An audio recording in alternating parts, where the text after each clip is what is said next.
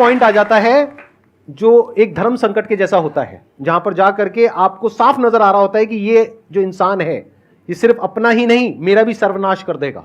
ऐसे लोगों को छोड़ देना दोस्ती है।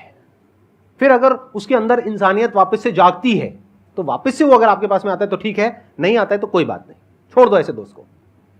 तो बड़े ध्यान से चुनना अपने जो दोस्त हैं। जो इन्होंने कहा संगति बहुत इंपॉर्टेंट है लाइफ में, इसीलिए पहले के जमाने में सत्संग की इतनी वैल्यू होती थी। हर घर में एक सत्संग हॉल होता था एक जमाने में। आज जैसे हम सत्संग का नाम सुनते हैं हमारे माइंड में कुछ और ही आने लग जाता है। सत्संग मतलब सत्य के संग। सत्य मतलब वही जो इन्होंने कहा कि जब कोई सही रास्ते पे चल रहा है तो उसका साथ देना, और कोई झूठ के रास्ते पे चल रहा है, कोई गलत काम कर रहा है तो उसका साथ छोड़ देना। तो सत्य के साथ रहना, वो लोग जो सत्य बोलते हैं, वो लोग जो सत्य की राह पे चल रहे हैं, वो लोग जो धर्म की राह पे चल रहे हैं। ये वर्ड सुनने में आपको थोड़े से पुराने लगेंगे, लेकिन अगर इसकी डेप्थ को आप समझोगे तो अंदर से आप समझ पाओगे कि मैं क्या बोल रहा हूं, किस लेवल से बोल रहा हूं। Hello sir. Hello ma'am.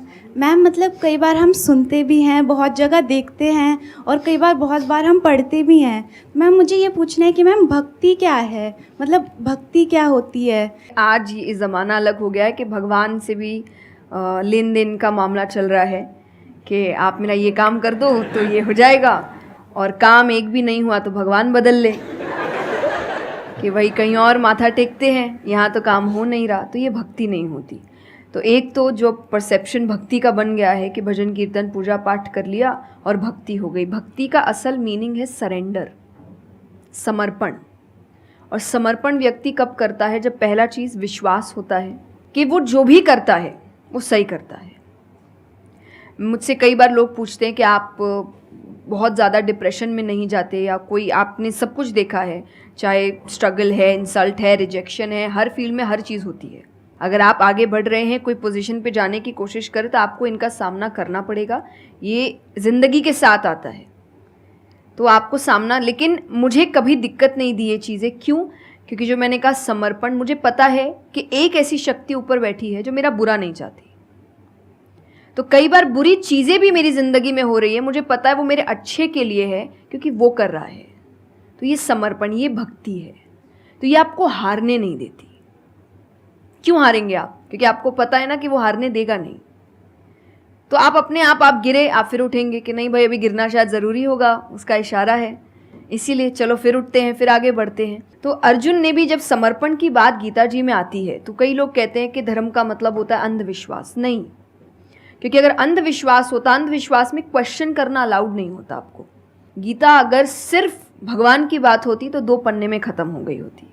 ये दोनों के बीच की बात है, जिसमें अर्जुन ये जानते हुए कि सामने कौन खड़ा है, क्वेश्चन करने के तो कोई सवाल ही नहीं था वहाँ पर कि भगवान लड़ने बोल रहा है, क्या क्वेश्चन करना। पर उसने कंटिन्यूसली क्वेश्चंस किए हैं, पर उसका भी नाम आया था समर्पण, कि वो समर्पित होकर क्वेश्चन कर रहा था कि ये जो खड़ा है ये मेरे हर सवाल का जवाब जानता है, ये मुझसे कभी कुछ गलत काम नहीं कराएगा। लेकिन इसका मतलब ये नहीं कि मैं अपनी जिज्ञासा बाहर नहीं निकालूंगा, मैं अपने क्वेश्चंस पूछूंगा। तो भक्ति का अर्थ यही होता है कि पहला निष्काम होता है। क्या फ़ायदा मत ढूंढिए कि मेरा काम नहीं हुआ तो भगवान है ही नहीं। भाई भगवान कहाँ है? भगवान होते तो ऐसा होता क्या? वो तो इंसान है इसीलिए ऐसे हो रहे काम। भगवान ने तो सबको देखे, बच्चा तो मासूम ही होता है, बड़े होके खराब हो जाता है। कोई बच्चा गलत आपने देखा है क्या? छोटा सा बच्चा ही डॉन बनने के बारे में सोच रहा है, वो तो बच्चा ही होता है, मासूम होता है, सच्चा होता है। तो भगवान इसलिए कहते बच्चे भगवान का रूप है, क्योंकि वो एकदम प्योर होते हैं। बड़े होने के बाद हम काम खराब करते हैं और नाम फिर हम भगवान का देते हैं, क्योंकि हमको इल्ज़ाम लगाने के लिए लोग चाहिए।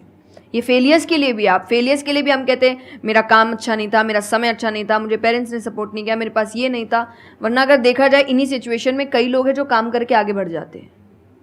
तो करने वाला तो कर लेगा, नहीं करने वाला इल्ज़ाम लगाएगा। तो वो इल्ज़ाम अभी हमें ऐसे दिखता है एक ऐसा कोई है जो सामने तो खड़ा नहीं है, भगवान लगाओ इल्ज़ाम।